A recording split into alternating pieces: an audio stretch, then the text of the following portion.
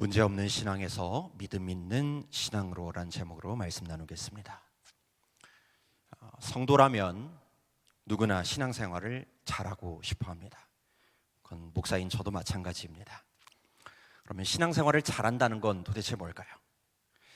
우리 성도님들은 어떤 분을 보면서 저분은 참 신앙이 좋아, 신앙생활 잘해, 믿음이 좋아, 이렇게 이야기하세요? 주로 얘기를 하는 편이 아니라 듣는 편이셔서 잘 모르시나 봐요.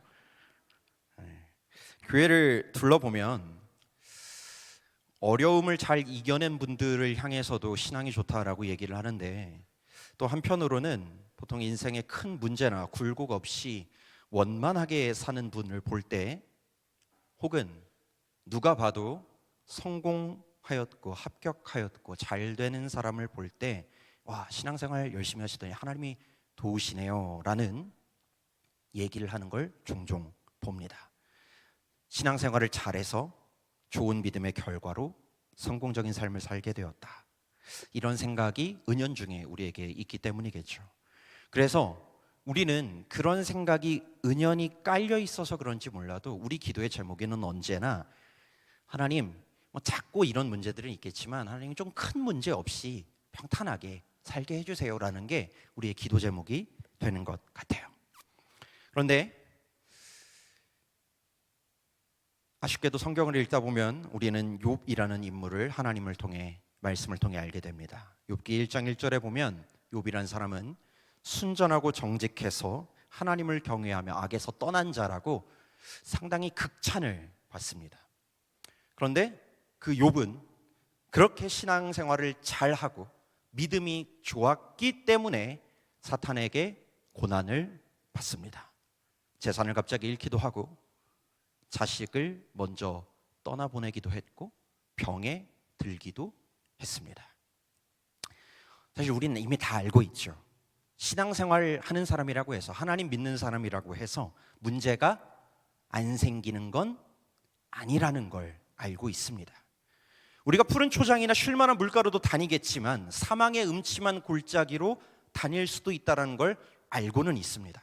그런데 알고 있는 것과는 별개로 우리의 현실적인 신앙생활의 모습은 문제라는 것에 초점을 맞춘 채로 신앙생활할 때가 많습니다. 예를 들어 볼까요?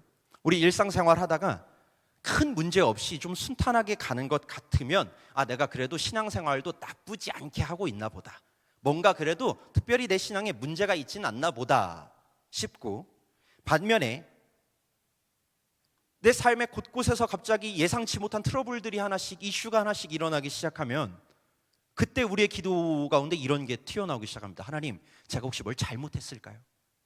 하나님, 제가 하나님 앞에 범죄한 게 있을까요? 하나님, 왜 이러시죠? 이런 기도가 나오곤 합니다.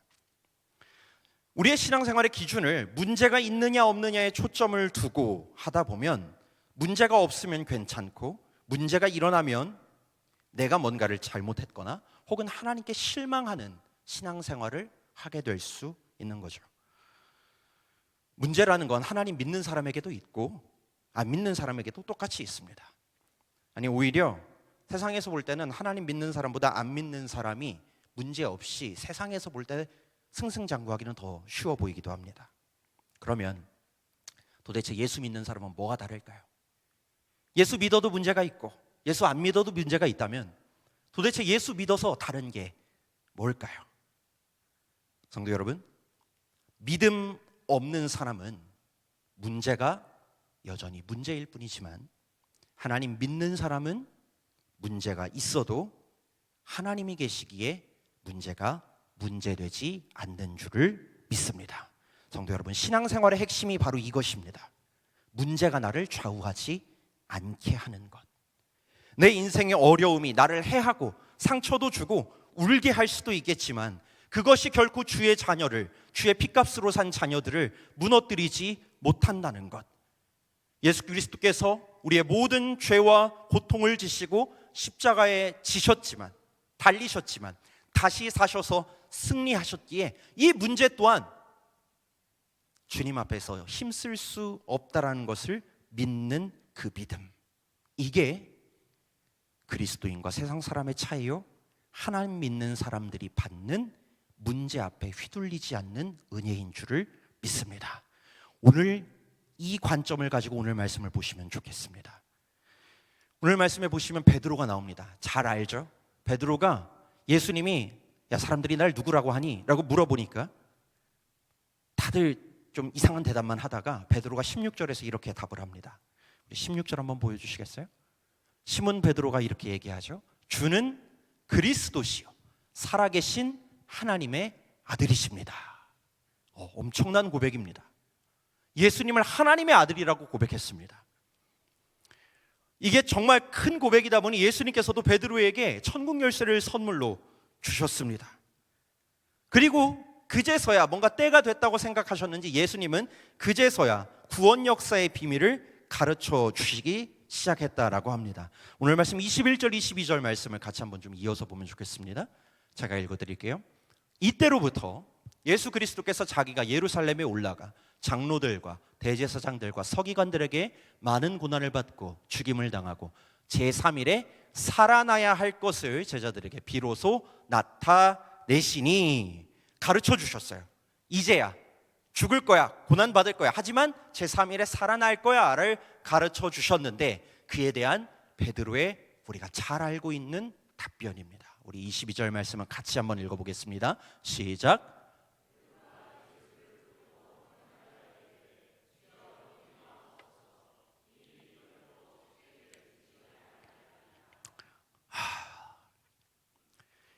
예수님이 본인의 고난과 부활에 대해서 가르쳤을 때 베드로의 반응은 그렇게 하지 말라고 합니다. 항변했다고 합니다. 세번역 성경에 보면 저 항변했다는 말은 대들었다라고 합니다. 감히 제자가 예수님께 대듭니다. 예수님 그럴 수 없습니다. 그러지 마세요. 분명 베드로는 직전까지 예수님께 복과 선물을 받은 자였지만 자신에게 제자로서 예수님이 죽는다라는 그 말씀을 들었을 때 그 문제에 사로잡혀 버립니다. 오늘 말씀을 잘 보시면 분명히 예수님께서는 고난받고 죽으시고 제3일에 다시 사실 것까지를 가르쳐 주셨습니다. 그리고 베드로는 그 예수님을 향하여서 살아계신 하나님의 아들이라고 고백했습니다. 만약에 베드로가 예수님이 죽을 거라는 그 문제가 아니라 다시 살아나실 하나님의 아들에 초점을 맞추고 있었다면 설령 이 말씀을 들을 때 조금 어려울 수 있겠죠. 예수님 꼭 그러셔야겠습니까? 그래도 믿습니다. 죽으셨지만 사신다고 하셨으니 믿겠습니다 라고 하지 않았을까요? 그런데 베드로의 시선은 예수님의 말씀 가운데 그 모든 것을 듣지 못한 채 문제에 빠져버려서 그 문제에 초점이 맞추어져 버려서 예수님을 신뢰하고 다시 사실 그 역사를 바라보는 것이 아니라 예수님이 죽어버릴 것이라는 그 내용에 항변하고 마는 제자가 돼버립니다. 우리의 신앙의 초점은 어디 있나요?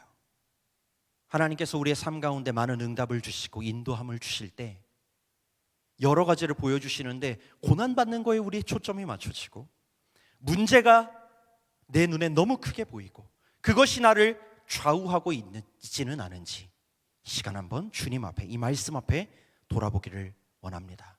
성도 여러분, 저는 우리 모든 바른 성도님들께 큰 문제나 어려움이 없기를 바랍니다. 가능하면 문제 없이 평안히 살기를 바랍니다. 그런데 더욱 바라고 기도하는 것은 문제가 있더라도 예수 그리스도를 믿는 그 믿음으로 말미암아 평안할 수 있기를, 승리하실 수 있기를 소원합니다. 예수님께서는 이것을 우리에게 가르쳐 주십니다. 오늘 마지막 말씀이셨죠? 23절 말씀에 나옵니다. 우리가 무엇을 바라봐야 하는지, 문제가 아니라 무엇을 바라봐야 하는지 예수님께서 말씀하시는 23절 말씀 우리 큰 목소리로 함께 읽어보겠습니다. 예수께서 돌이키시며 베드로에게 이르시되 사탄아 내 뒤로 물러가라. 너는 나를 넘어지게 하는 자로다.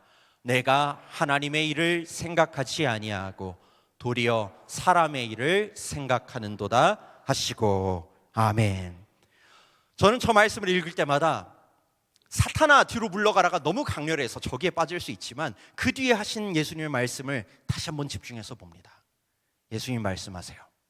요셉아, 저한테 하시는 말씀이에요. 이 말씀을 저에게 주셨으니까 우리 각자의 이름을 한번 불러보세요. 요셉아.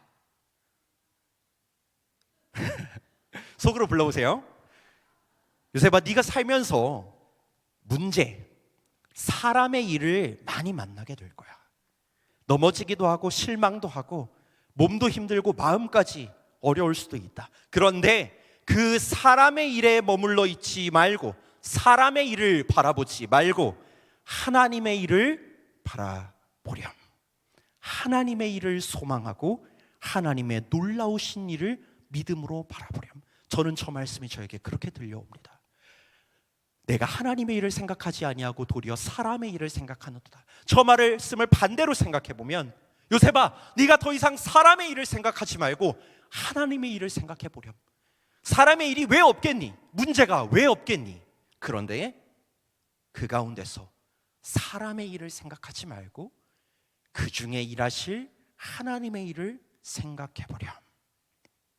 성도 여러분, 주님께서는 베드로에게 사람의 일을 바라봤던, 그 죽음이라는 문제를 바라봤던 베드로에게, 그리고 지금 우리들에게도 말씀해 주십니다. 우리의 시선이 사람의 일이나 문제에 있는 것이 아니라 그 문제 가운데서도 믿음으로 말미암아 하나님의 일을 바라보고 하나님의 일이 이루어질 것을 믿으며 살아가기를 하나님께서 말씀하십니다. 이 말씀이 우리 가운데 새겨지기를 원합니다. 나의 눈은 사람의 일을 바라보고 있는가? 아니면 그 가운데서도 일하시는 하나님의 일을 바라보고 있는가? 이것을 생각하시면서 오늘 마태복음 16장에 나온 베드로, 그런데 시간이 흘러서 나중에 예수님이 승천하시고 나중에 베드로가 이제는 나아가서 사도들의 행전을 기록했을 때 어떻게 변했는지 베드로의 뒷이야기를 들려드리면서 오늘 말씀은 맺으려고 합니다. 예수님께서 승천하셨습니다. 제자들은 성령님의 임재를 기다리며 기도했습니다. 사도행전 2장에 따르면 그들은 성령님의 충만한 임재를 선물로 받았습니다. 그리고 바로 뒤이어서 사도행전 3장에 사도들의 첫 사역이 나옵니다. 그 사역은 사도행전 3장 1절에서 8절에 나옵니다. 성전에 베드로와 요한이 올라가요. 그런데 거기서 태생부터 하반신의 장애를 가진, 그래서 하루하루를 구걸로 연명하는 자를 만납니다.